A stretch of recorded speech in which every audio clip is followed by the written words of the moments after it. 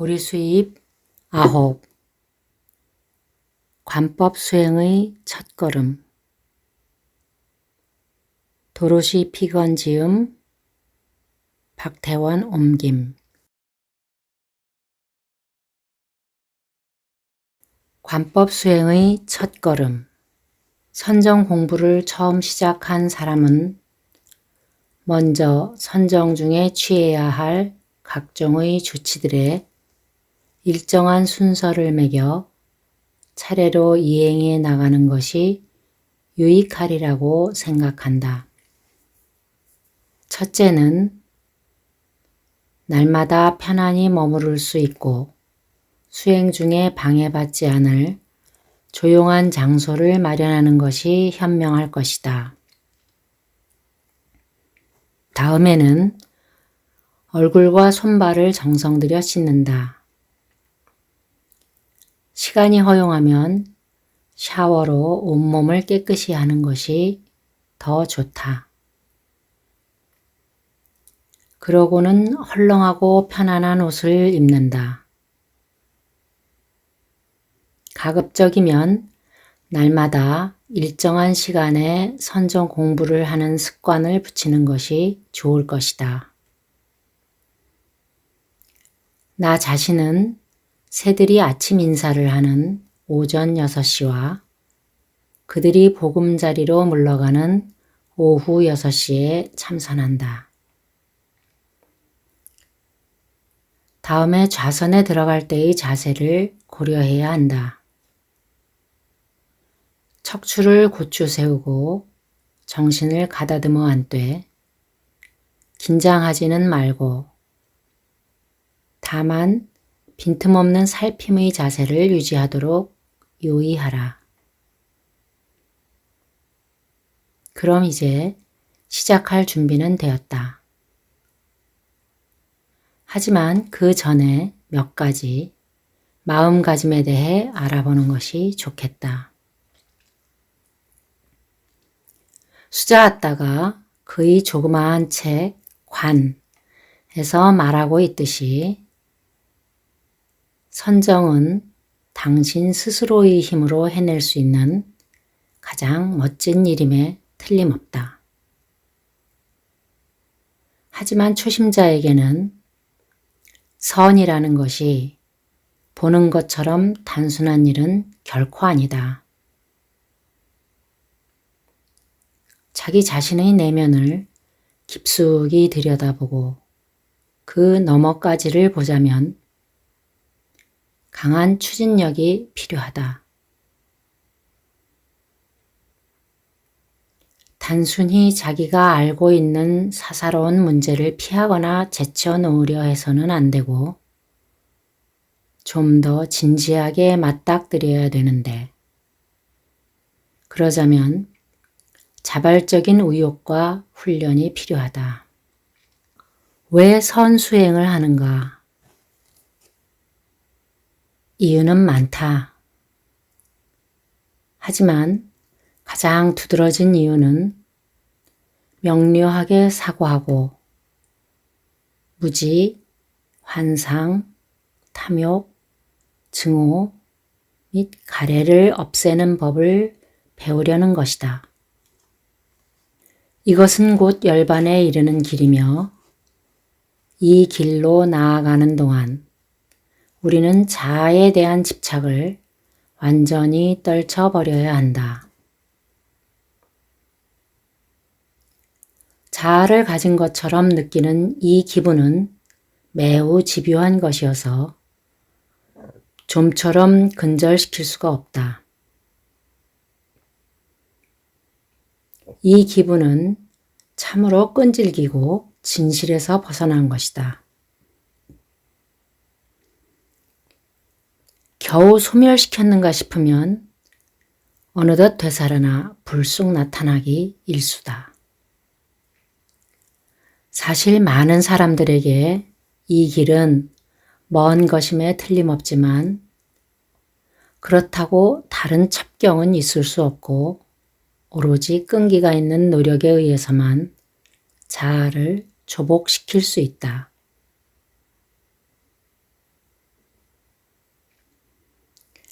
이제 당신은 조용한 방 안에 가부좌를 한 채 앉아 있다. 가능하면 결과부좌로 앉되 안 되면 반과부좌로 앉고 그것도 정히 여의치 못하면 의자 위에 앉아도 좋다. 머리는 똑바로 하고 양 어깨 위에서 가볍게 균형을 잡는다. 역시 긴장하지 않는 것이 좋다. 편안히 힘을 뺀 채 주의력을 모아라.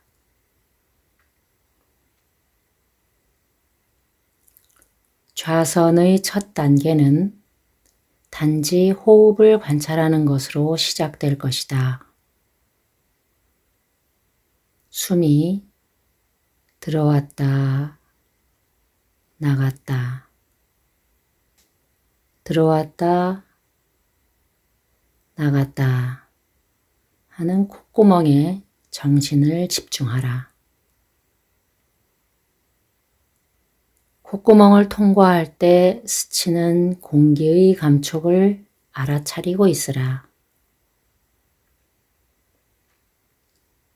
모든 것을 알고 있되 아무것도 알지 못한 상태에 있으라. 이 말은 모순되게 들릴 법도 하다. 그러나 사실은 그렇지 않다. 왜인가? 지금 이 시간은 몽상을 하거나 이리저리 떠도는 갱념을 적대하고 있을 때가 아니다. 그대는 자신의 몸 자세를 알아차리고 있다. 그리고 그것마저도 있는다. 그대는 또 과거는 이미 죽어버린 것, 즉 지나가 버린 것임을 알고 있다. 이젠 지나간 생에 관해 어떤 특별한 의식도 가지고 있지 않다. 미래는 아직 존재하지 않는다. 바로 지금이 있을 뿐. 들어오고 나가고 들어오고 나가고 있는 생명의 호흡, 리듬만이 있을 뿐이다. 우리의 이상은 재빨리 끼어들어 회방 놓는 그 모든 쓰레기 같은 생각들을 남김없이 끊어버리는 것. 그래서 마음을 비우는 것이다. 그저 들이쉬고 내쉬고 들이쉬고 내쉴 뿐 결코 무리한 호흡은 하지 않는다.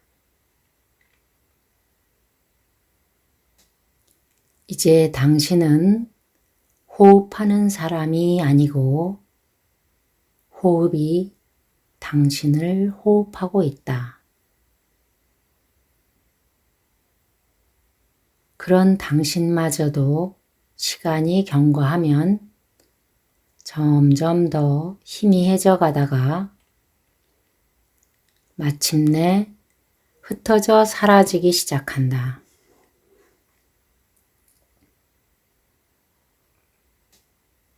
그대의 마음으로 하여금 들락날락하는 숨결의 감촉만을 느끼도록 허용하라.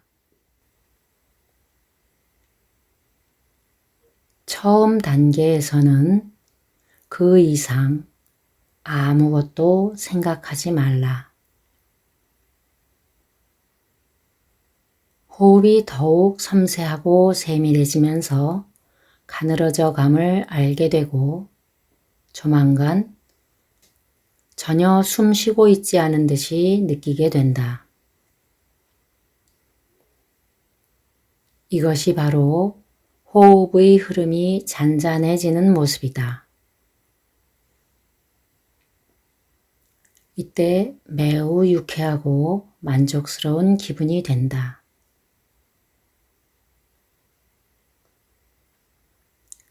좌선할 때 나는 방 안에 촛불을 켜놓는다. 여기에는 두세 가지의 좋은 점이 있다. 첫째, 마음이 산란해질 때 초점이 되어준다. 처음에는 촛불을 지켜보다가 곧 두 눈이 스르르 가볍고 편안하게 감긴다. 그러나 감긴 눈꺼풀 사이로도 불빛을 느끼게 된다. 마음의 눈으로 불빛을 볼 수 있는 것이다. 그 불빛은 헤매던 마음을 현재로 돌아오게 한다. 촛불을 켜놓는 두 번째 목적은 상징적인 것이다. 나에게 그 촛불은 선정수행의 기반이 되는 가르침인 바로 그 법의 빛을 의미한다. 끝으로 촛불은 기분 좋고 아름다운 분위기를 조성해준다. 향이나 꽃, 불상은 다 좋은 것이지만 꼭 필수적인 것은 아니다. 방해하는 것이 없는 조용한 장소라면 어디에서나 좌선을 할 수 있다. 만약 그 장소가 집이라면 전화 오는 소리를 피하기 위해 전화기를 끄는 것이 좋다. 좌선 장소가 가장 중요한 것은 아니지만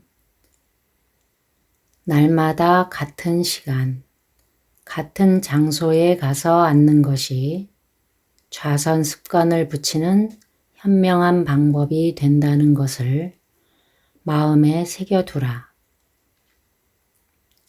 부처님께서는 보리수 아래에서 좌선하셨고 거기에서 깨달음을 성취하셨다.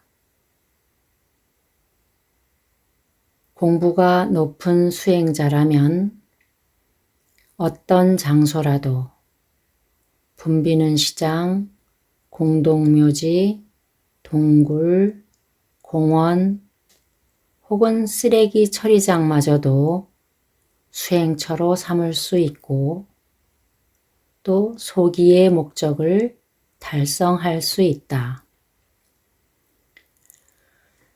마음을 안으로 돌리면서 그는 자신의 주변을 완전히 잊게 된다. 뿐만 아니라 이젠 반대로 선정에 점점 더 깊숙이 들어가게 됨에 따라 주변 환경을 자신의 생각의 주제로 삼을 수 있게 된다. 그럴수록 명심하지 않으면 안 될 일은 이처럼 강력해지는 생각을 미리 잘 가르쳐 길들여 놓아야 한다는 점이다. 주변의 상황에 대해서 생각은 언제나 중심의 위치를 지켜내야 하기 때문이다. 그러나 현재 당신은 아직도 초보 단계에 있다. 귀찮은 망상들이 길을 쓰고 당신의 마음속으로 계속 들어올 것이다. 이는 당연한 일인데 이 침입자들이 얼마나 잡다하고 보잘것없는 것들인지 알게 되면서 당신은 적지 않이 놀랄 것이다. 그러나 침입한 망상들을 정중히 처리하는 법을 배워야만 한다. 화를 내면서 그들을 밀쳐내려 하지 말라. 정중하고 친절히 대해주라. 하나하나에 이름을 붙여주라. 과거, 현재, 미래, 가치 있는 것, 무가치한 것, 증오심, 허영, 욕망, 자만, 이렇게 일일이 망상을 이름 붙여 파악하면 그 망상을 그치게 하는데 도움이 된다. 망상이 사라지기 시작하면서 당신의 마음은 코로, 호흡으로 조용히 되돌아갈 것이다. 호흡은 더욱더 조용해질 것이다. 그런가 하면 다른 방해물이 주제넘게 나타날 것이다. 소음이 당신의 의식을 뚫고 들어올 것이다. 아이들이 뛰놀며 떠들어대는 소리, 버스나 비행기가 지나가는 소리 등 다른 지나가는 사념에 그랬듯이 그 소음에도 일일이 이름을 붙여보라. 느려져가는 호흡의 들이쉬고 내쉼에 의식을 계속 집중하라. 조만간 그 소음 역시 사라질 것이다. 자신이 저쪽 바깥에 나가 있는 것을 발견할 때마다 자신을 바로 여기로 또 바로 지금으로 조용히 되돌려라. 이 무상의 상태를 적어도 30분간 지속할 수 있게 되면 당신의 호흡은 거의 리듬을 분간할 수 없을 만큼 느려질 것이다. 이때야말로 호흡이 당신을 호흡하는 때이다. 부처님의 얼굴처럼 웃을 듯 말 듯 미소를 머금는 것이 이 모든 일에 도움이 됨을 나는 알게 되었다.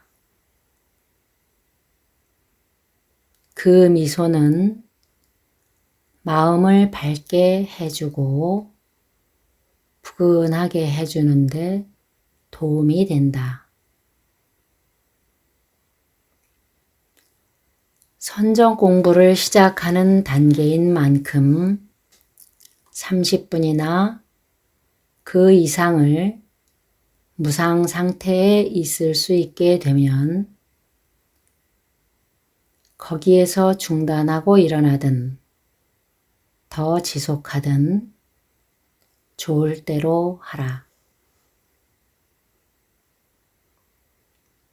그런데 이 단계에서 자해관을 닦는 것도 좋은 일이다.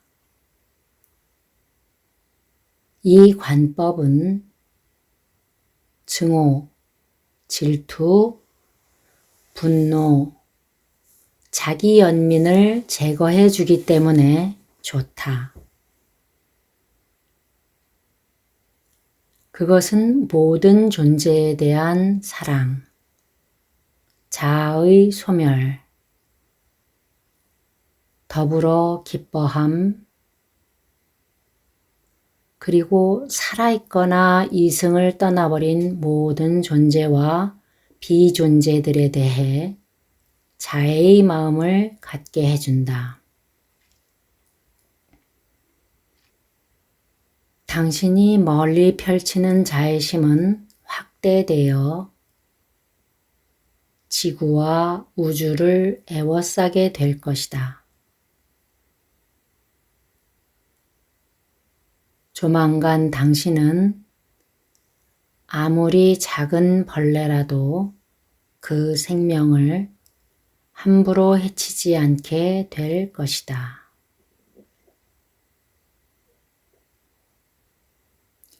자애를 확장함에 있어서 먼저 당신 자신부터 사랑하는 일이 대단히 중요하다. 물론 올바른 방법으로 말이다. 당신의 생각에서 일체의 때를 제거해내면 당신에 대한 사랑을 성취할 수 있다. 스스로 이와 같이 생각하라. 나는 내 마음에서 분노, 증오, 무지, 공포, 탐욕, 가래 등 모든 번뇌, 모든 때를 없애겠다. 나는 내 마음을 맑고 신선하며 순수하게 만들겠다. 내 마음은 투명한 창문처럼 될 것이다. 그러고는 더러움이 없어진 마음으로 사랑과 우애의 자비심을 아낌없이 뿜어내련다. 당신이 자애심을 베푸는 대상인 각 개인의 영상을 마음에 떠올려 보도록 노력하라. 그 사람 안에 들어가라.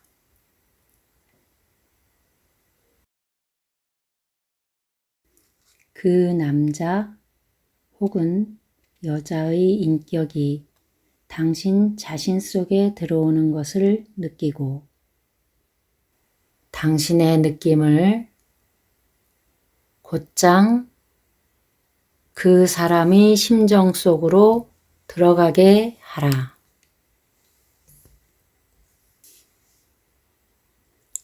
조만간 일종의 정신적 감흥이 생겨남을 발견할 것이다. 따스한 응답을 느끼게 될 것이다.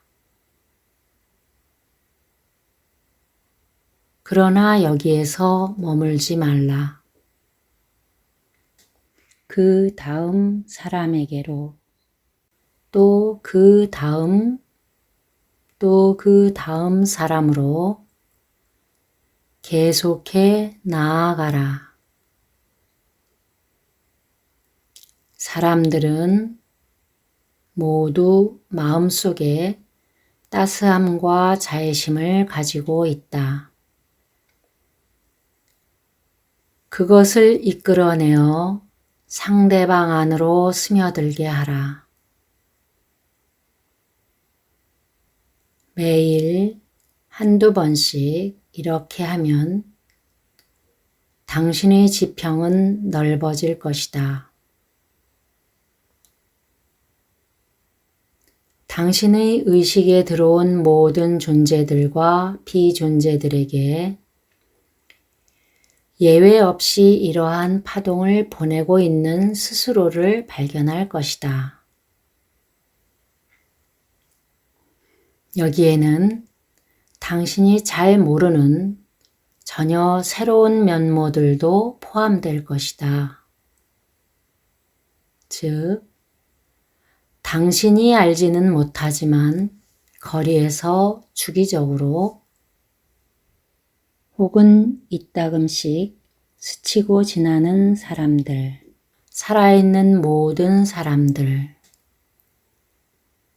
죽은 모든 사람들, 아는 사람들, 모르는 사람들, 모든 동물들,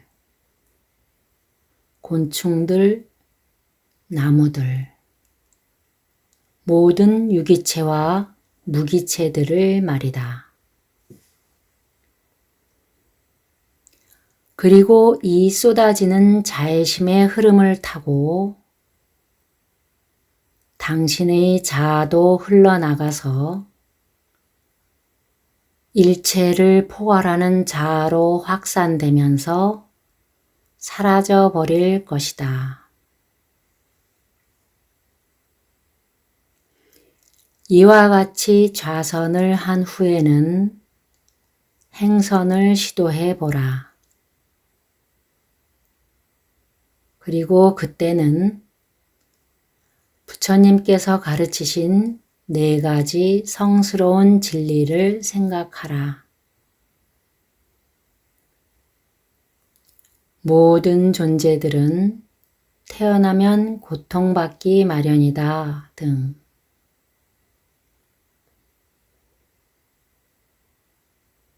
그리고 계속해서 해탈의 출구를 찾아 쉼 없이 나아가라. 마침내 출구와 고통의 소멸에 이를 때까지. 이 안전한 길을 찾아내어 그것을 당신의 일상생활에 구현시켜라. 그래서 길을 성취하여 바로 이곳 지상에서 열반을 이루도록 하라. 나의 체험. 미국을 떠나 스리랑카에 왔을 당시 나는 더 살 수 있으리라는 기대를 완전히 포기한 상태였다. 미국 의사들은 내 형편없는 심장과 다른 병들에 도움이 될 거라며 대략 25가지나 되는 각종 알약을 손에 쥐어 주었다. 남편과 나는 얼마 남지 않은 우리의 여생만이라도 평화로운 나라, 부처님의 땅에서 보내고 싶어 미국을 등졌던 것이다. 긴 여로이기도 했거니와 곧 죽을 거라는 생각 때문에 스리랑카에 도착했을 때 정말로 나는 죽어가고 있었다. 지병인 심근경색증 때문에 곧바로 병원에 입원했는데 병원 시설이 너무도 형편없었기에 차라리 아무 집이든 안방에서 죽는 것이 낫겠다고 여겼다. 결국 나는 병원에서 나와버렸다. 남편은 우리들이 지내기에 알맞은 참한 집을 한 채 알아냈고 그곳에서 나는 죽기만을 바라고 있었다. 심한 통증과 주체할 수 없는 감정적 혼란을 계속 겪고 있던 중에 마침 남편이 한 제가불교 수행자를 찾아냈는데 그는 우리 집에 와서 기적을 행하였다. 아니, 정확하게 말하자면 나에게 길을 이 지상에 남아있을 동안 걸어갈 길을 일러주었다. 출가 승려와 다름이 없는 이 제가불자 아나가리카 띠뽀뚜아와는 내게 명상법을 가르쳐 주었던 것이다. 우리는 명상의 4단계 공부를 밟아 나갔으며 마침내 나는 약이란 약은 모조리 집어치워 버리게 되었다. 그리고 지금 여기에서의 삶이 갖는 의미가 점점 분명해져 갔다. 명상을 해나가는 과정에서 신기한 일들이 많이 일어나기 시작했다. 처음에 나는 전혀 다른 식의 지평에 머물고 있는 듯이 느끼기 시작했다. 병이 들었거나 아니거나 간에 이미 나는 더 이상 나를 가지고 있지 않았다.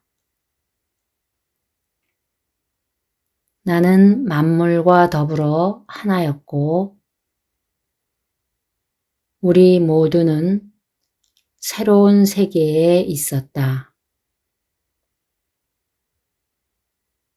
내 인생을 파멸로 몰아갔던 자아라는 놈이 사라져버렸다는 것을 알게 되었다. 나는 다시 태어났음을 느꼈으며 이제는 명상을 확대하여 자해의 파동이 일어나도록 하였다. 이 파동을 나는 염의 메시지라 부른다. 하루는 미국에서 한 친구가 전화를 걸어왔다. 그 친구는 내가 보낸 염의 메시지를 받았다고 했다. 그는 믿을 수 없을 정도로 기쁨에 차 있었고 나에게 감사하면서 머지않아서 곧 이리로 오겠다고 약속했다. 그러나 무엇보다도 신기했던 것은 나의 언니가 보낸 한 통의 전보였다. 언니는 전보에서 3주쯤 후에 우리 집에 와서 폐를 끼쳐도 괜찮겠느냐고 묻고 있었다.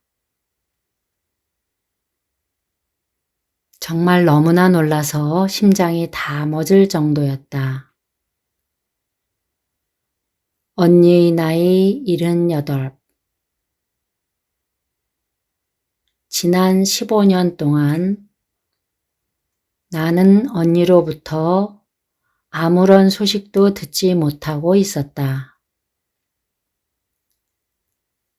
그러다 나는 언니에게 자해의 염을 전달하고 있었고 그러는 사이에 언니의 모습이 점점 더 선명해지면서 온화하고 밝아져 갔다.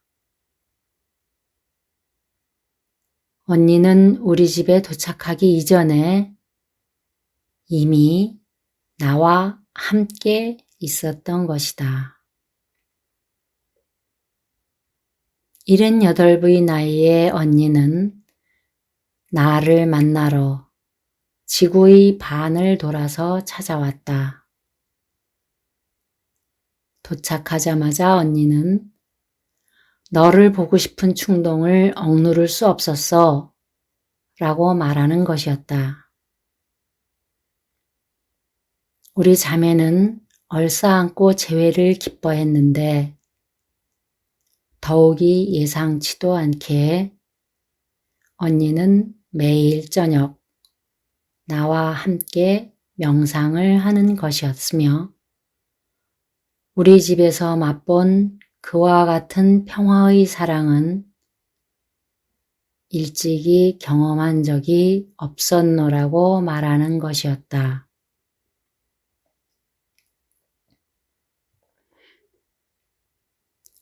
언니는 내가 바랬던 만큼 오랜 기간을 우리 부부와 같이 지낼 수는 없었다. 하지만 집에서 기다리고 있는 그 책무들을 이제는 거뜬히 감당해낼 것 같다는 것이었다. 그러고는 이제 나는 몇 가지 서원을 세웠어. 눈을 감기 전에 가야 할 길이 멀구나 하면서 언니는 떠나갔다.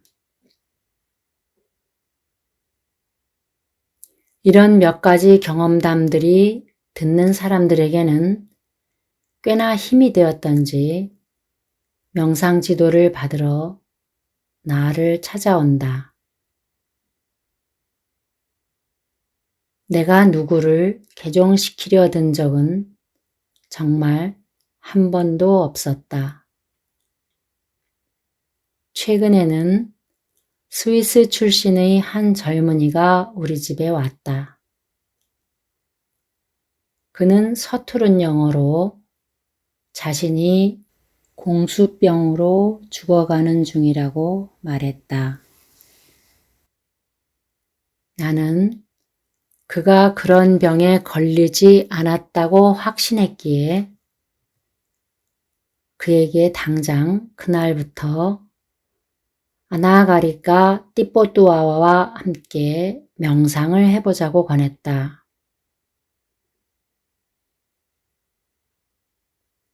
그는 그 체험을 즐거워하는 것 같았다. 정말이지 이 젊은이는 그 뒤로 날마다 저녁 명상을 하러 올 뿐 아니라 날마다 새벽 5시 30분이면 싱싱한 꽃을 가져와 부처님께 올리는 것이었다. 3주 동안 집중적으로 명상하고 지도받고 또 법을 읽은 다음 그는 건강과 행복 그리고 고통받는 인류를 도우려는 생각으로 가득 차서 이곳을 떠나갔다. 물론 이 글에서는 관법 수행에 있어 더 나아갈 단계에 관한 얘기를 뺄 수밖에 없었다. 즉, 호흡관에 따르기 마련인 3단계를 생략했는데 그것은 신체에 대한 느낌, 지각, 그리고 의식이며 그 단계들의 구경은 청정심을 경험하는 마음으로 나타난다. 그러나 독자들은 이 단계들에 관해 발표되어 온 수많은 관행물들을 통해 알 수 있으리라 생각한다. 이 작은 글이 초심자들이 명상의 길과 명상을 해야만 하는 까닭을 조금이라도 깨닫는 데 도움이 된다면 나로선 커다란 행복이다. 불교는 종교인가? 불교가 종교인가? 라고 하는 것은 흔히 제기되는 질문이다. 그리고 그에 대한 답은 종교를 어떻게 정의하는가에 따라 달라질 것이다. 만일 종교를 절대자에 대한 신앙을 갖고 그에게 구원과 보호와 은총을 빌며 고통으로부터 구제해 달라고 비는 것이라 정의한다면 대답은 아니요이다. 불교는 종교가 아니다. 부처님은 신성 같은 것은 주장하신 적이 없었다. 다만 진리를 이해하기 위한 명징한 눈과 청정한 마음에 대해 말씀하셨을 뿐이다.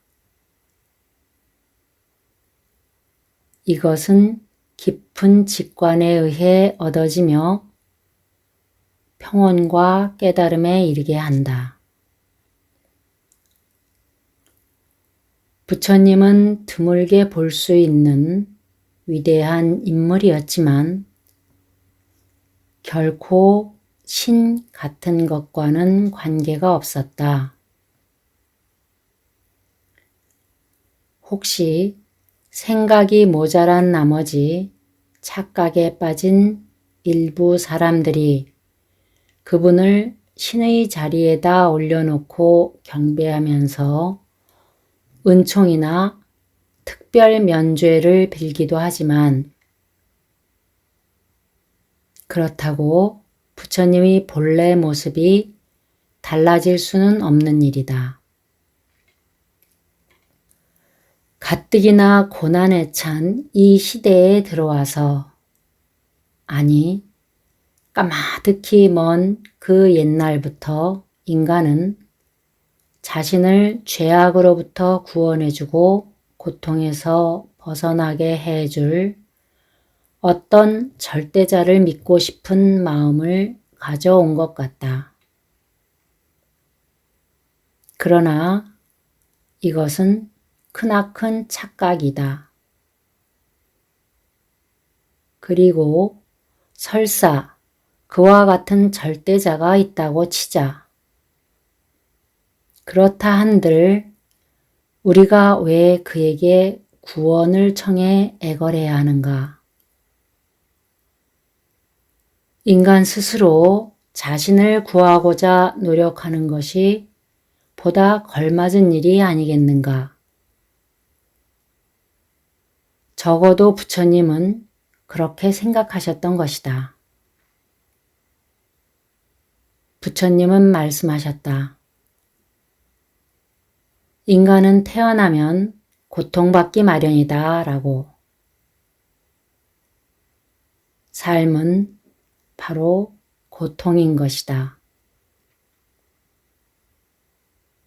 이것은 부처님께서 선포하신 4가지 성스러운 진리 중 첫 번째 진리이다. 즉, 고의 원리이다. 두 번째 진리에 가서 부처님은 모든 고통에는 원인이 있으며 이 원인을 우리는 알아내지 않으면 안 된다고 강조하신다. 고통은 소멸시킬 수 있다는 것을 가르치는 세 번째 진리에 도달하려면 고통의 원인에 대한 파악을 반드시 거치지 않으면 안 되기 때문이다. 그리고 4번째 진리에서는 팔정도를 통해 고에서 벗어나는 길을 밝히셨는데 이에 관해서는 뒤에 다시 논하게 될 것이다. 이렇게 되면 우리는 묻지 않을 수가 없게 된다. 불교가 종교가 아니라면 그럼 불교는 무엇이란 말인가? 우리의 대답은 이렇다.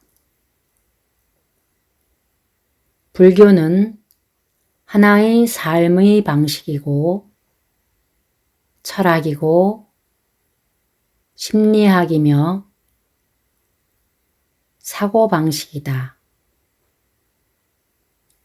불교가 그런 것이기 때문에 업력을 전개시켜 나가고 있는 우리의 삶을 어떻게 영위해 나가 우리의 생애를 스스로 방향 지울 것인지 그 책임지는 방법을 불교에서 배우게 되는 것이다. 선정은 바로 이 책임지는 법을 배워나가는 정신의 정화 훈련의 한 과정이다.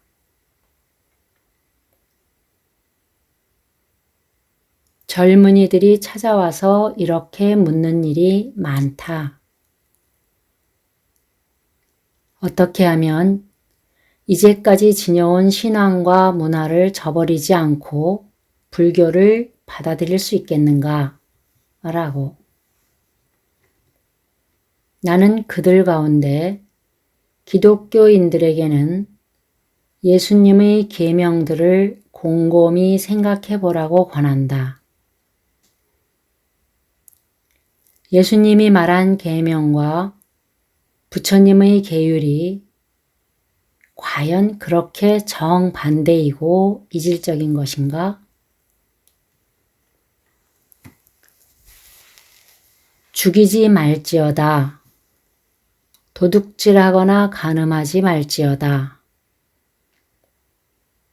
십계명 가운데 있는 이 윤리적 강령들이야말로 바로 부처님이 설하신 도덕적 삶을 위한 계율들과 무엇이 다른가? 판에 박은 듯 똑같지 않은가? 나는 그들에게 부처님의 가르침을 담은 불교의 성전들이 신구약 성서 및 그 주석서들보다 훨씬 더 분량이 많으며 그 내용도 분명하다는 점을 일러준다. 사실 불교의 경전들은 기독교의 성전보다 11배나 분량이 많고 광범위한 분야에 걸쳐 지혜로운 가르침을 간직하고 있는데 그 중 어느 것도 다른 종교의 신앙을 훼손시키지는 않는다. 부처님은 신의 존재를 부인하지 않으셨다. 그러나 신이 영원히 존속하고 전능하며 모든 위기에서 인간들을 도와주는 능력을 지니고 있다는 점에 대해서는 긍정하지 않으셨다. 서구의 종교가 쉽사리 받들어 왔던 이 신들과 구세주들이 과연 인간의 고통, 굶주림, 비애 및 고뇌를 완화시켜 줄 수 있었단 말인가? 그에 대한 답변은 분명히 회의적이었다. 그렇기에 이들 젊은 기독교인들에게 나는 이렇게 말할 수 있다. 당신이 원한다면 주 예수를 믿도록 하라. 그러나 예수님 역시 결코 신을 자칭하지는 않았음을 명심하라. 그렇다. 원한다면 유일신을 믿어도 무방할 것이다. 그러나 개인적인 속죄, 건강, 부귀, 고난으로부터의 구원 따위를 간청, 애원하는 짓은 그만두도록 하라. 팔정도를 닦아보라. 선수행이 가져다주는 통찰력과 깨달음을 추구해보라. 그리고 인간을 초월하는 존재에 대한 기도와 간청이 해내지 못하는 것을 당신 스스로의 힘으로 성취하는 길을 찾아내도록 하라. 자신의 기도에 신이 응답해 준다고 확신하는 젊은이들이 많이 있다. 과연 신이 응답을 하는가? 신은 기도에 답하기 위해서 존재하는 것인가?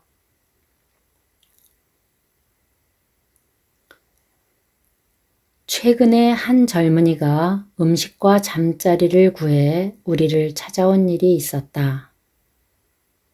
그는 젊었고 사지가 튼튼했으며 꽤나 똑똑하였다.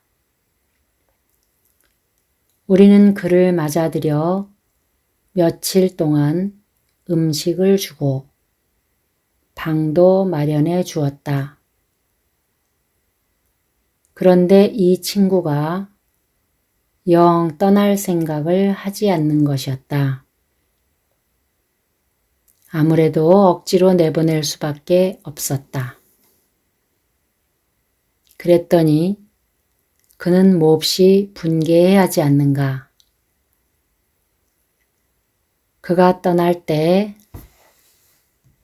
우리는 그에게 왜 스스로 노력해 보려 하지 않느냐? 만일 생각만 내면 자기 앞가림 정도는 얼마든지 할 수 있을 거라고 얘기해 주었다. 그랬더니 그의 대답은 이러했다. 필요 없소. 신께서 마련해 줄 것이오. 신의 빛만 쫓으면 다 되니까요. 신께서 나를 보살펴 주실 것이오. 만일 신이 존재한다면 정말로 도움이 필요한 저 수많은 불행하고 버림받은 사람들을 제쳐둔 채 무엇 때문에 단지 무조건적이고 절대적인 신앙을 지녔다는 이유만으로 멀쩡한 젊은 사람들을 돌보아 주어야 한단 말인가.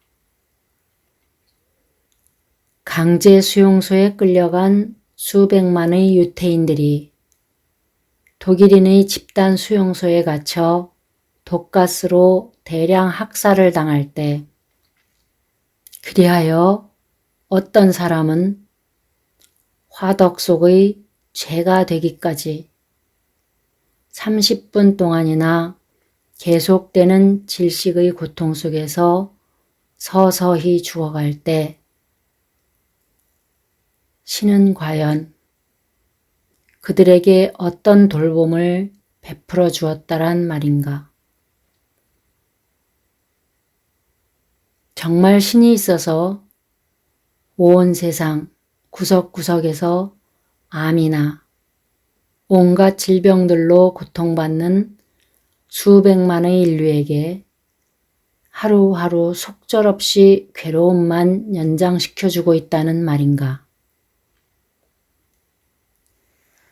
전 세계에 걸쳐 매일처럼 홍수나 지진, 그 밖에 갖가지 재난으로 인해 집을 잃고 굶주려 기아 상태에 빠져 있는 저 수많은 사람들을 신이 과연 어떤 식으로 돌보아 주고 있다는 말인가?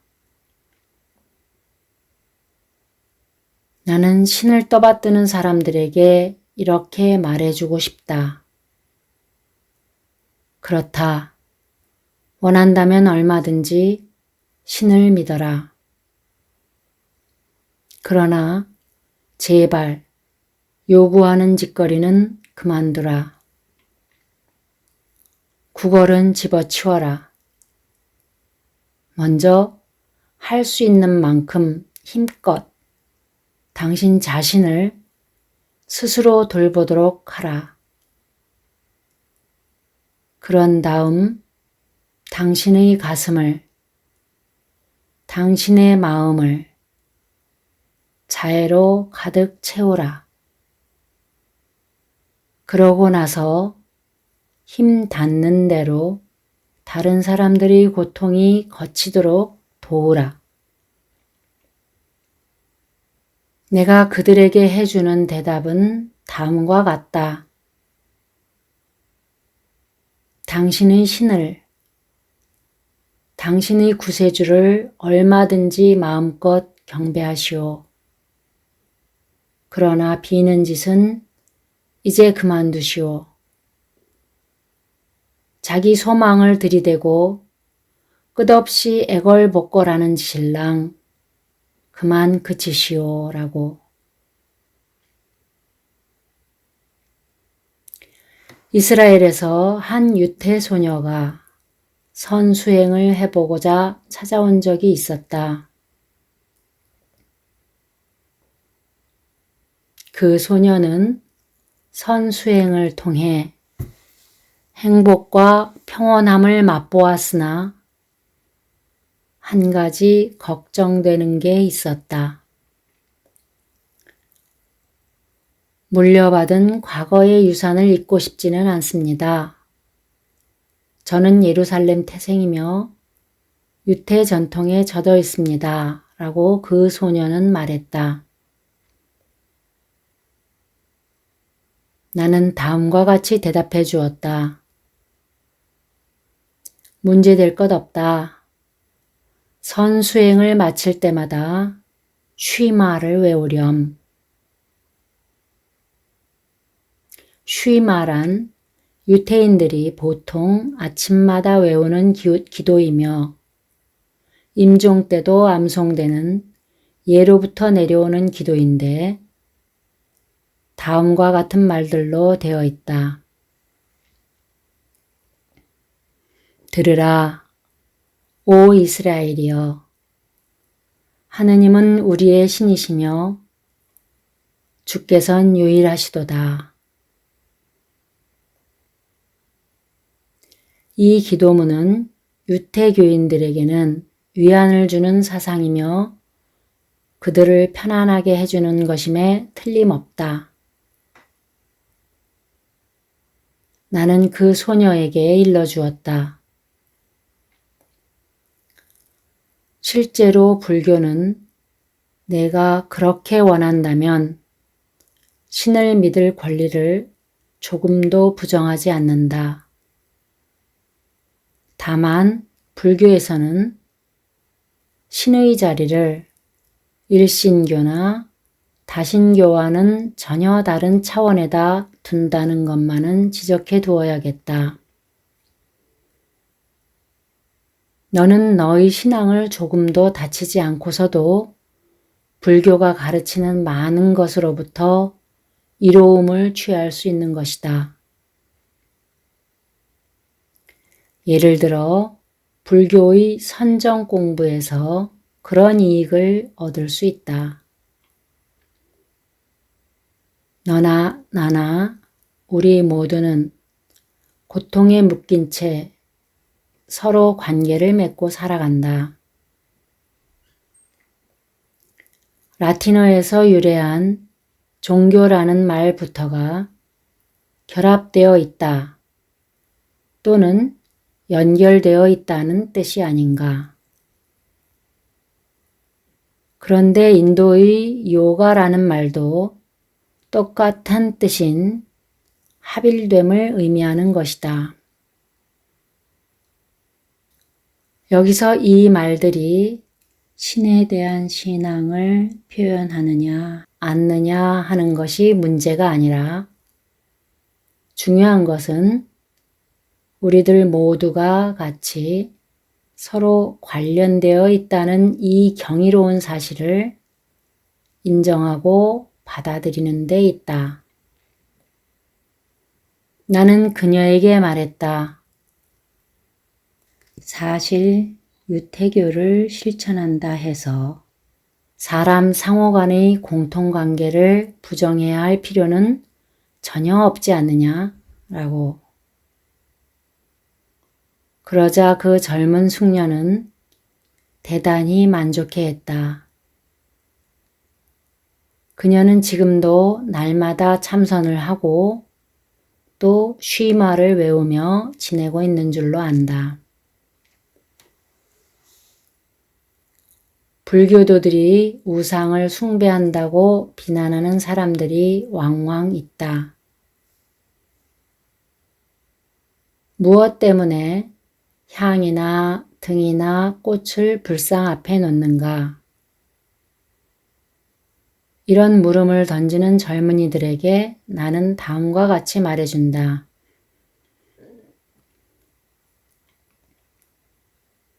불교도들은 다만 탁월한 선견지명과 통찰력을 지녔고 고금을 통해 가장 지혜로운 스승들 가운데 한 분이시며 완전한 삶의 길과 비애, 투쟁, 고통 등을 완화시키는 길을 놓아주신 한 위대한 인물에 대해 그네들의 경의를 표시하고 있을 뿐임을 알아야 한다. 두 손을 앞으로 모으고 불상에 절할 때 불교도들은 경의와 숭배의 염에서 그렇게 한다.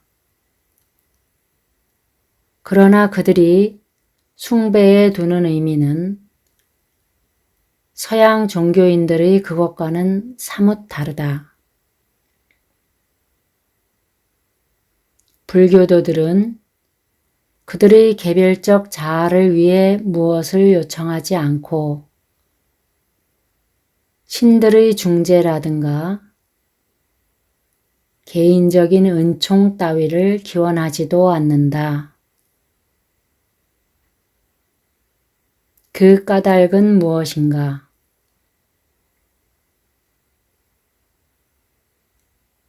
불교도는 그의 실생활 속에서든 철학에 있어서든 자신을 타인들과 분리된 개별적 존재나 단독적 자아로 생각하지 않기 때문이다.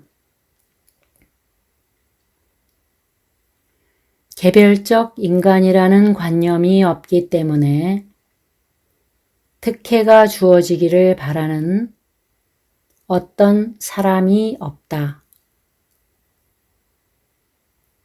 그러므로 불교도의 숭배는 찬양, 경의, 부처님을 본받아 배워 그분과 같이 되고자 하는 바램, 그분이 보여준 길을 따르고 그분의 가르침에 대해 감사를 표시하고자 하는 소망 등을 뜻한다. 부처님은 불교도들에게 아무런 특별 사면이나 은총도 베풀지 않았고 오직 법에 포함되어 있는 참다운 지혜를 알려주신다. 이 지혜는 불교도들이 자신들에게 적용하기만 한다면 결국 자기 구원이 되는 것이다. 이것은 본질적으로 부처님처럼 되는 것을 방해하는 모든 자만, 집착, 애착, 탐욕 및 무지를 덜어줌을 의미하며 또 부처님께서 생전에 바로 지금 이 자리에서 열반에 이르면서 성취해내신 존재의 완성에 대해 불교도들이 가지는 열망을 의미한다. 미국이 낳은 위대한 정치가 토마스 페인은 내 마음이 바로 나의 교회라고 말했다. 이 말은 부처님의 신념을 그대로 되뇌고 있다.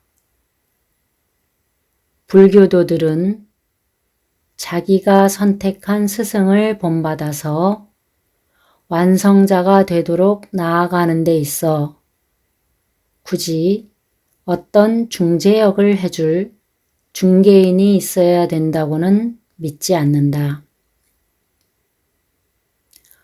불교에서는 사원에서 신도들을 위해 대신 빌어줄 사제나 율법 박사, 목사 및 설교자를 필요로 하지 않는다. 불교 승려는 불법을 가르치는 사람이지 전도하는 사람이 아니다. 그는 청정한 마음, 자비심, 그리고 일체 중생에 대한 사랑의 실천을 가르친다. 승려는 결혼식의 주제 같은 것은 하지 않는다. 오로지 전 생애를 바쳐 교학과 학문을 연찬하고 가르치며 그러는 중에도 참선 수행을 통한 자기 정화의 노력을 잠시도 쉬지 않고 계속한다. 그 결과 그는 남들의 귀감이 될 수 있는 것이다.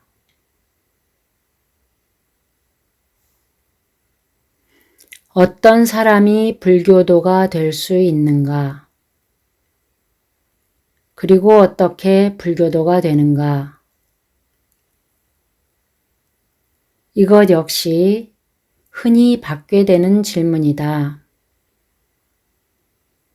아무데도 등록하거나 가입할 필요가 없고 서류에 서명하거나 세례를 통해 가입할 필요가 없으며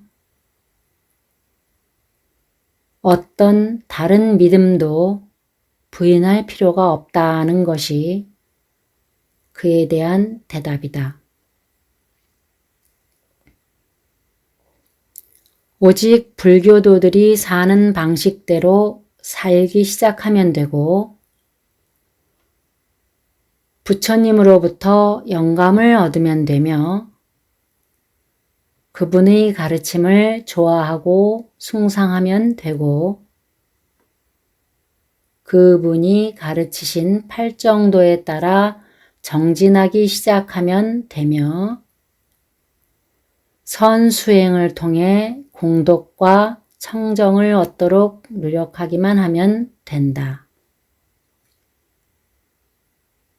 자신이 부처가 되겠다고 작심하면 그만이다. 왜냐하면 부처의 세계는 결코 제한된 사회와 같은 것이 아니기 때문이다. 그것은 누구에게나 열려 있다. 또 많은 사람들이 그것을 성취했다. 바로 부처님 자신은 전생에 다른 사람들을 가르치기 위하여 해탈 시기를 미루고 윤회를 계속했다고 전한다. 이제 고통을 소멸시켜주는 부처님의 처방을 음미해 보도록 하자. 전에 나의 친구 한 사람이 이에 대해 이렇게 말했다. 그것은 매우 간단해. 바른 사유, 바른 말, 바른 행위를 실천하면 되지. 매우 훌륭하며 또 중요한 지적이다. 그러나 친구여, 너무 성급하게 결론 짓지는 말자. 그대가 언급한 내용뿐만 아니라 팔정도 전부가 반드시 다 필요하다. 팔정도는 모두가 서로 훌륭하게 연결되어 있다. 바른 견해와 더불어 바른 말이 있어야 한다. 바른 행위가 있어야 하고 바른 노력이 있어야만 한다. 또 바른 노력을 기울이면서 바른 생계를 따라야만 한다. 이 모든 것들을 제대로 해내려면 그들을 하나의 층층대로 생각하는 것이 좋다. 한 걸음 디뎌 올라서고 그 자리에 머물러 버린다면 멀리 나아가지 못하고 말 것이다. 당신은 이제 이상의 각 단계들을 결합하고 묶고 연관시켜야 하며 끝으로 한 단계를 더 내디뎌 이들 각 단계들을 절정으로 이끌어 마침내 최종 단계인 바른 집중에 이르게 함으로써 완성시켜야 한다. 바른 집중의 이전 단계가 바로 바른 마음챙김이다. 팔정도의 모든 단계들은 흡사 목걸이의 진주알처럼 앞뒤가 멋지게 들어맞고 있으니 놀랍지 아니한가.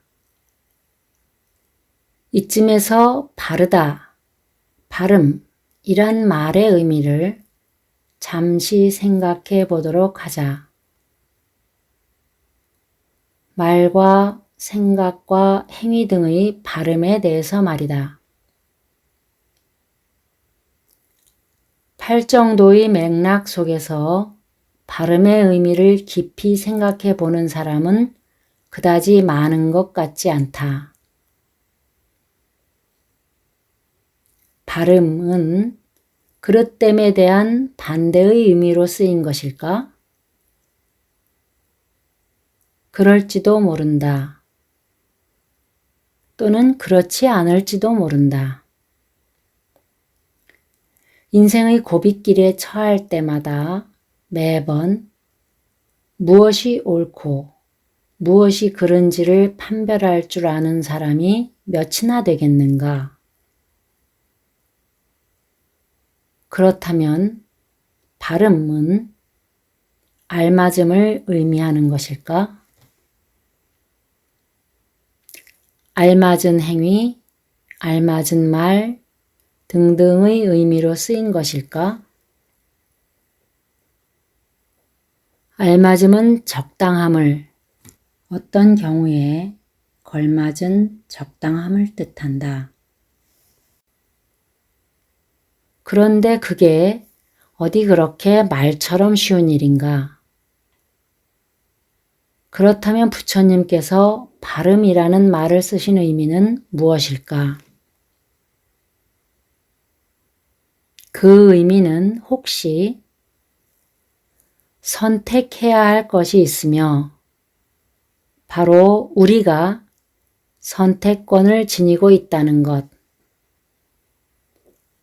누구나 이 길이나 혹은 저 길로 갈 수 있으며 우리의 길을 결정하는 것은 바로 우리 자신의 책임이지 부처님이나 신 혹은 절대자의 책임이 아니라는 사실을 부처님은 지적하고 있다 라는 의미로 귀결되는 것이 아닐까? 이러한 선택력이나 의지가 결국은 우리 자신의 업으로 쌓이게 된다는 것을 부처님은 말씀하고 계신 것이 아닐까? 그뿐만 아니라 우리의 선택, 취향의 상당 부분은 전생이랄까 아니면 유전학적이랄까 어떻게 생각하든지 간에 그런 방식으로 이미 결정되어 있지만 그래도 역시 우리는 이 업을 변화시킬 수 있고 고칠 수 있으며 바꿔버리고 순화시킬 수 있으며 목표에 수정을 가할 수 있고 업의 흐름의 방향마저도 바꿀 수 있는 가능성을 지니고 있다는 말씀이 아닐까? 그리고 그것은 다른 누가 해줄 일이 아니라 우리 스스로가 해내야 할 문제라는 뜻이 아닐까? 그리고 이 모든 것의 핵심은 탐욕스럽고 이기적이고 증오에 가득 차고 적대적이고 남을 해치는 모습으로 나타나는 성향들을 그와 정반대되는 관대함, 이기심 없는 마음, 사랑함, 친절함, 도와줌의 성질을 지닌 행위와 말과 생각으로 바꾸는 것을 의미하지 않을까? 부처님께서 우리들에게 말의 이면을 볼 것이지 말을 표면적 의미로 받아들이지 말며 말의 내재적, 본질적 의미, 즉 핵심적인 의미를 수용하라고 일러주시는 것은 아닐까? 이제 다시 불교가 종교인가 아닌가 하는 문제로 되돌아가자. 우리가 모두 보다 나은 삶을 더불어 살도록 우리를 결합시켜 주는데 도움이 되는 도덕 규범을 마련해 준다는 뜻에서라면 불교는 종교다. 다시 맺어주고 다시 결합시키는 것. 그것이 바로 종교의 내면적, 핵심적 의미이기 때문이다. 그러나 우주를 통치하고 있고 사사로운 특혜를 위한 기도나 간청에 의해 매수될 수 있는 절대자, 그런 절대자에 대한 믿음이 전제라면 불교는 종교가 아니다. 불교에서는 애당초 그런 짓은 하지 않는다. 이에 대해 기독교 신자는 이렇게 주장할지도 모르겠다. 신이 없는 인간, 우주의 지배자가 없는 인간은 짐승과 같은 상태로 돌아가기 마련이다라고. 이 말은 인간은 엄한 주인 없인 살아갈 수 없다는 말과 같은 뜻이 아니겠는가. 그렇다면 우리는 어린애란 말인가. 할 수 있는 것과 할 수 없는 것을 일일이 누군가가 일러주지 않으면 살아남지도 못할 만큼 우리는 그렇게 나약한 존재란 말인가. 이 점은 어떻게 해명될 수 있을 것인가? 그 해답은 분명하다. 인간은 자기 자신에게 의존할 수 있다. 인간은 자신의 마음을 닦아 올바른 생각으로 나아갈 수 있다. 그것은 그렇게 함으로써 인간이 정의 신에 의해 구제받기 때문이 아니라 올바른 생각이 궁극적으로 고통으로부터 벗어나는 길로 인간을 인도하기 때문이다. 그리고 그 길은 바른 도덕 행위, 계, 바른 선정, 정, 및 바른 지혜, 해로서 이루어진다. 이제 불교를 똑바로 바라보자.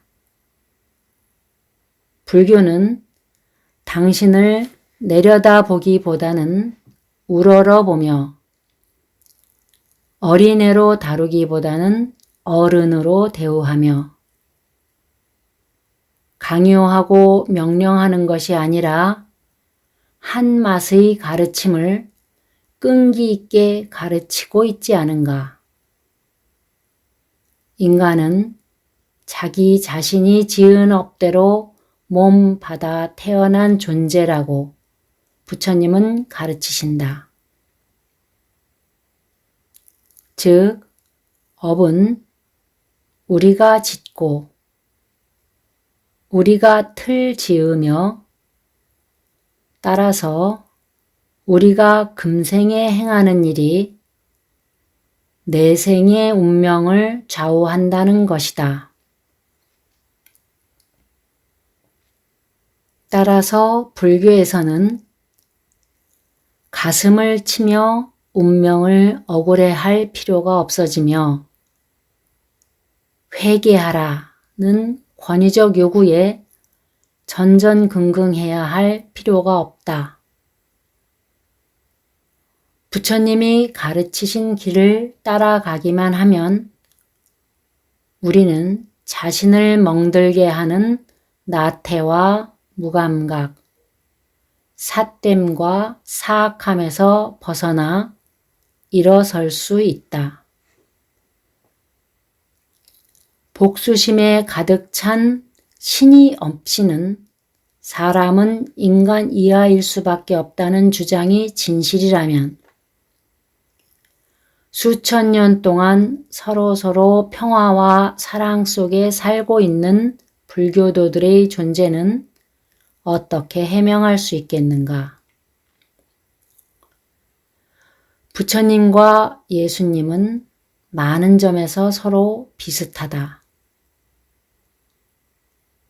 나는 남들이 예수님을 믿는 것을 비난하고 싶은 생각은 없다.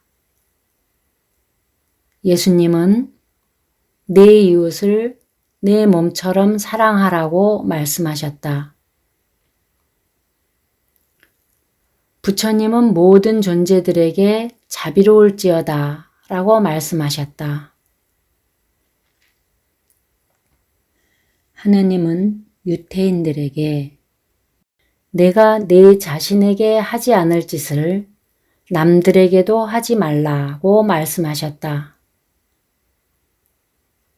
이 말을 후일 예수님이 같은 의미를 가지고 뒤집어서 긍정적, 적극적으로 말씀하셨던 것이다.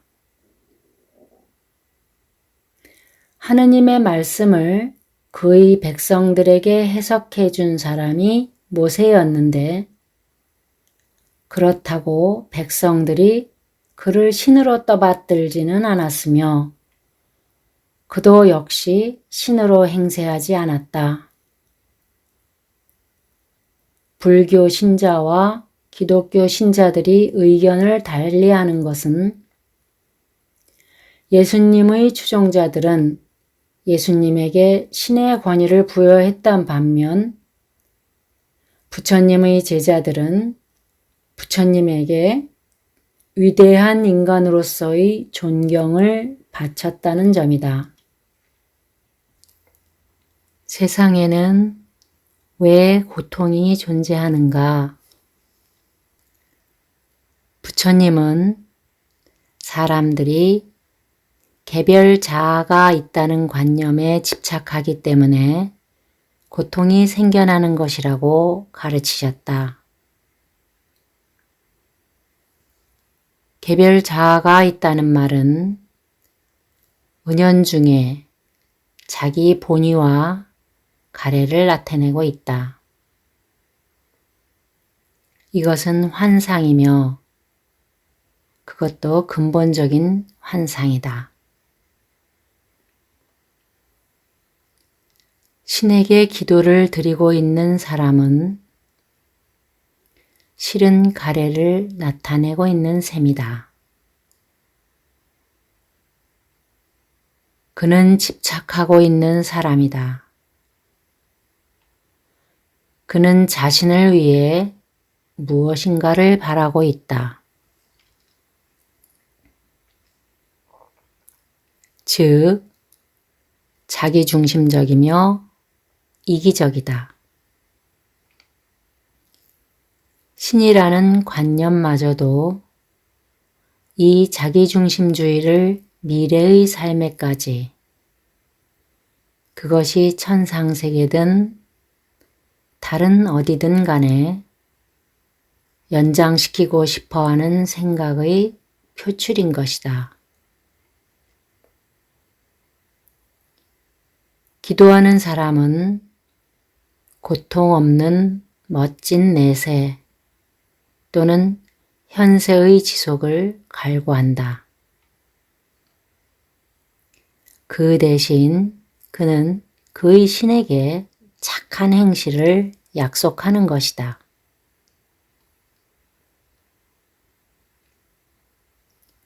인생은 길지 않고 좋은 시절은 덧없이 지나가 버리는 무상함에서 오는 괴로움과 슬픔은 가래로 헐떡이는 자기 중심의 이기심 때문에 빚어진다는 것을 부처님은 가르쳐 주신다.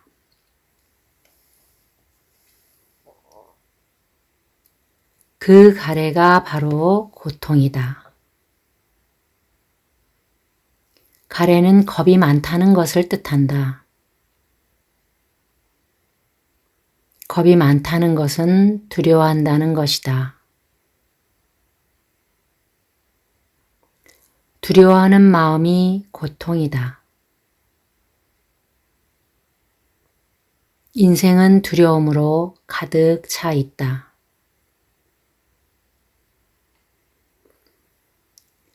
세상살이가 고통스러운 것은 두려움에 차고 두려움에 떠는 자아가 홀로 동떨어져 있다는 환상을 놓아버리지 못하기 때문이다.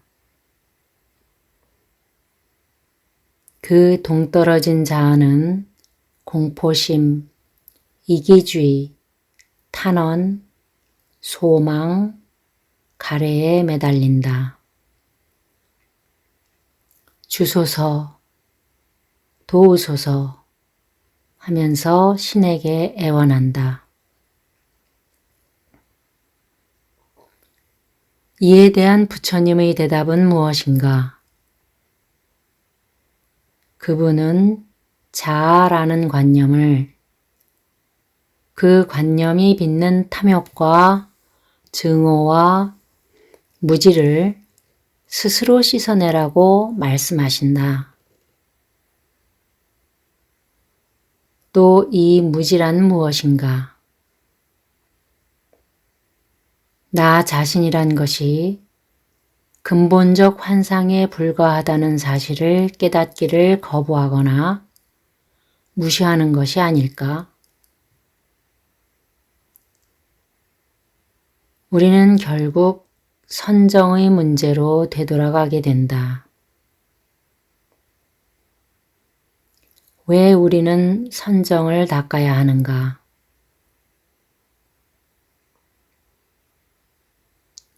선정은 자기를 정화하고 자기를 비우며 무상하고 환상에 불과한 것들에 집착하는 이 마음을 해방시키는 방법이고 부처님이 가르쳐 주신 길이다. 선정을 통해 우리는 망상으로부터 자기를 떼어내고 자아란 원래 실체가 없는 것이란 점을 깨달으며 우리 마음을 온갖 번뇌와 환상에서 해방시키는 능력을 갖추게 된다.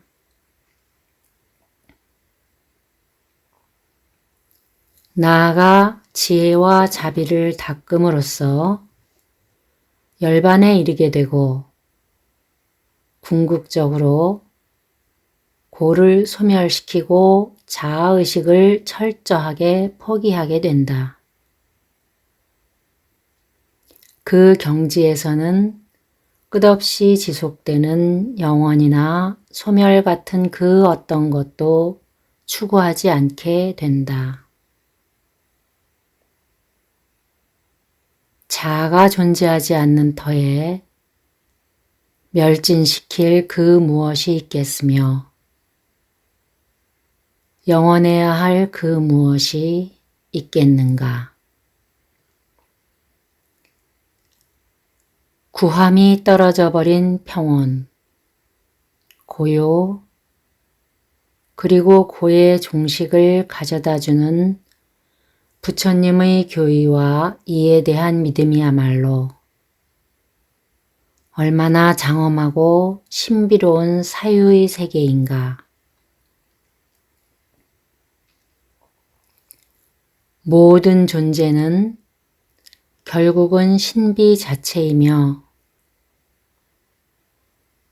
이렇듯 두려움에 떨고 있는 더덥기만 한 존재가 기실은 바닥을 알 수 없는 저 깊디 깊은 대양 가운데 한 방울의 허망한 물방울에 불과하다는 사실을 왜 인정하려 들지 않는 것인가?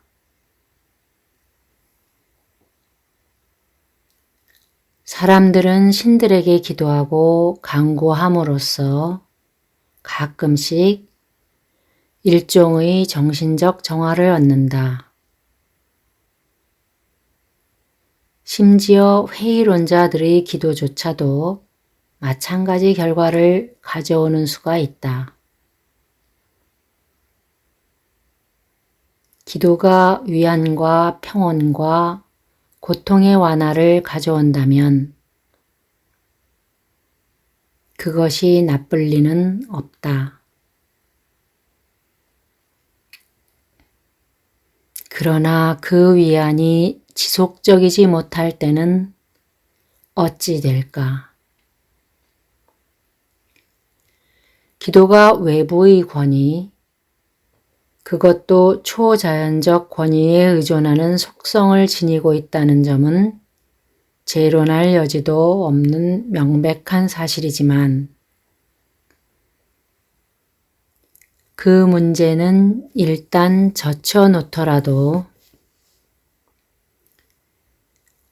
기도는 타자에 대립하는 자기라는 개념에 근거하고 있으며 자기와 타자를 일종의 흥정 과정 속에 묶으려는 생각에서 비롯되고 있는 것이 분명하다. 하지만 애당초 자기란 것이 존재하지 않으며 따라서 흥정을 할 당사자도 존재하지 않는다는 생각을 일단 수용한다면 문제는 어떻게 될 것인가? 이 문제를 매듭지으면서 나는 짤막한 일화 하나를 떠올려 본다.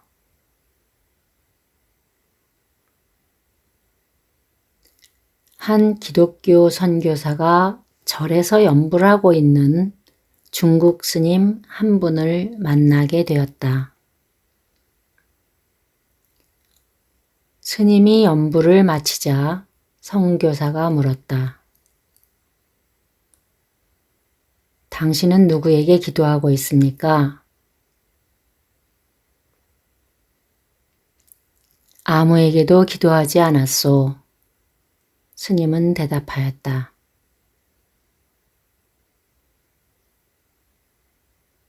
그렇다면 무엇을 기도하고 있었습니까? 선교사가 다그쳐 물었다. 기도한 게 없었소. 스님의 대답이었다. 그 선교사는 매우 당혹한 채 돌아서지 않을 수 없었다. 그가 절을 떠나려고 나설 때 스님은 다음과 같이 자상하게 덧붙이는 것이었다. 그리고 기도하는 사람도 없었다오. 아시겠습니까?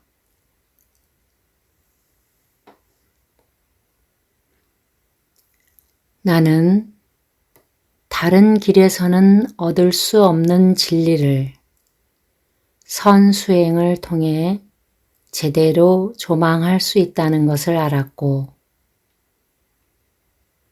고통의 원인에 대하여 비록 그 궁극적인 깊은 뜻을 의심 없이 완전히 이해하는 단계까지는 가지 못한다 하더라도 각고의 경험과 바른 마음 챙김으로 적어도 그 원인이 헤아릴 수 없을 정도로 깊고 광대하다는 점은 이해하게 되었다.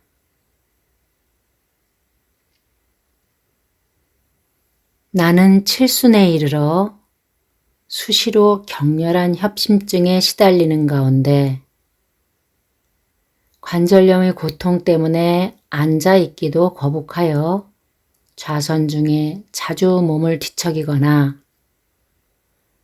입선을 하지 않을 수 없는 상황 속에서 이러한 사실을 스스로 체험으로 깨닫게 되었다. 귀가 어두워 매일같이 점점 멀어가는 청각과 침침해져가는 시각 때문에 고통받는 가운데서 그리고 호흡을 관하고 백골관을 닦는 중에 무상이 바로 그 고통의 원천임을 깨닫게 되면서 이런 사실을 분명히 알게 된 것이다.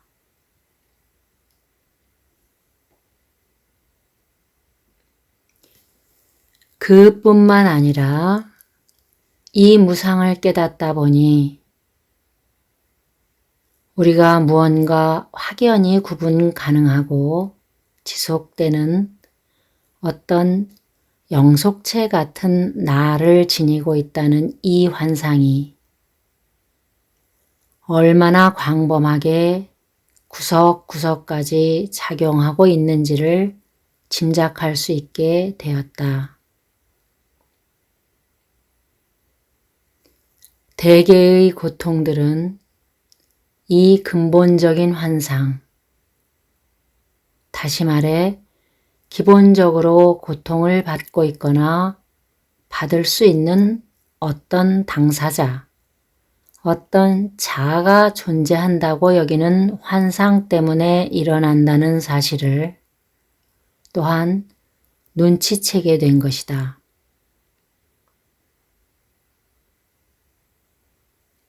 하긴 고통의 현실, 고의 보편성, 그리고 모든 것이 무상하다는 사실은 대부분의 종교가 널리 인정하고 있다.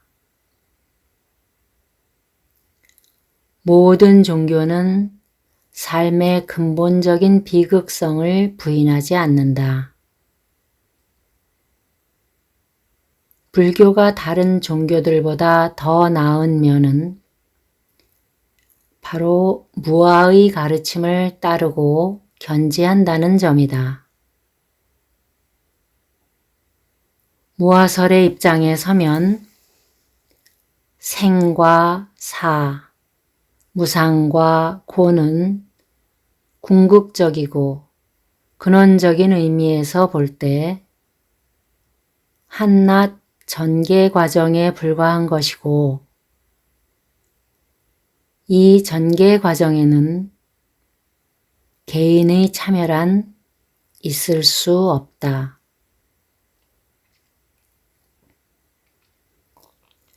바로 이 같은 자각에서 깨달음과 해탈이 오는 것이다. 그때는 우리의 존재는 그저 한낱 현상으로 지속되다가 마지막으로 육체가 붕괴되면서 죽음이 우리를 거두어 들임으로 끝난다. 그러나 이 전개 과정에는 이미 자아는 개입되어 있지 않으므로 그 전개 과정은 개별화되지 않는 것이다.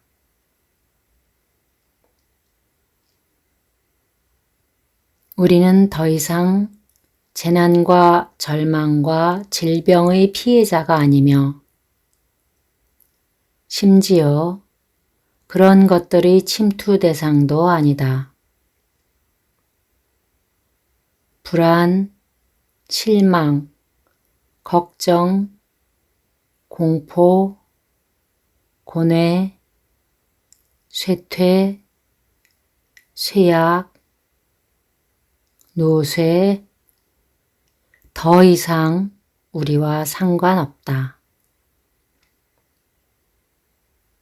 이와 같은 수동적 정서들 뿐만 아니라 갈망, 가래, 희망, 욕구, 소망, 애착 등과 같은 적극적 정서들로부터 벗어났음을 반증하는 새로운 지혜와 더불어 고요와 평온이 찾아든다. 그것은 이러한 적극적 정서들을 통해 추구한 결과나 목표들이 실현되거나 성취되든 아니든 고통은 여전히 존속한다는 사실을 알기 때문이다. 즉, 적극적 욕구를 성취하는 데 실패하면 괴로워하게 되며 실망하게 되고 성취하게 될 경우라도 그것들이 무상한 것인지라 나름대로 쇠퇴해 가는 것을 어쩔 수 없이 감수해야 하며 그 손실 때문에 마찬가지로 괴로움을 맛볼 수밖에 없다는 것을 알기 때문이다. 결국 우리의 목표는 안달이나 반감, 불확실성 따위가 모두 사라져버리는 저 평정한 마음의 비개별적인 중도일 수밖에 없다. 여기에는 증오도 원한도 생길 수 없다.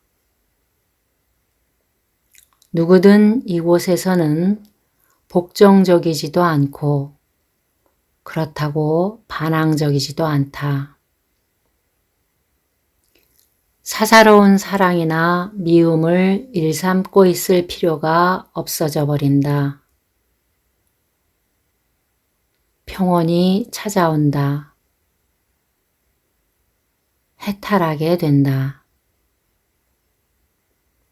이런 상태들이 바로 윗바사나 수행이 이르는 종착점인 바, 고통으로부터의 해방이 이 수행의 원래 목적인 것이다. 이런 경지를 어느 정도 실현시킬 수 있느냐 하는 문제는 우리가 찾아내는 가르침의 질이 어떠한가, 그리고 피안에 도달하기 위해 선정 수행을 할 때 얼마나 열심히 바른 마음 챙긴 공부를 하느냐에 달려 있다.